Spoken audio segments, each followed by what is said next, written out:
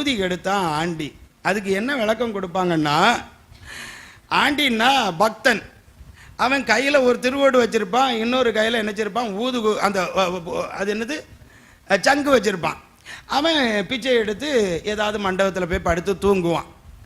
அப்படி தூங்கிக்கிட்டு இருக்கக்கூடிய ஒரு நேரம் அவன் பக்கத்தில் 2 கள்ளம் மாதிரி படுத்து கிடக்கிறான். திடீர்னு கள்ளம் எழும்பிக்கிட்டு, டேய் வாடா போவோம், நம்ம அந்த இடத்துல போய் ஆடை திருட்டிட்டு வருவோம் அப்படின்னு சொல்லிக்கிட்டு எழும்புவான்னா இதை இவன் கேட்டுவிடுவான். ஆண்டி கேட்டுக்கிட்டு எழும்பிட்டு, என்ன ஆடா திருட போறிய அப்படின்ன உடனே இந்த 2 கள்ளமாரும் சேர்த்தா, டே இவனை விட்டா இவன் நம்மளை பிடிச்சி காணிச்சிருவான், கூட்டிகிட்டு போயிடுவான், சங்கில் கையை வச்சு கூட்டிட்டு போயிட்டான்.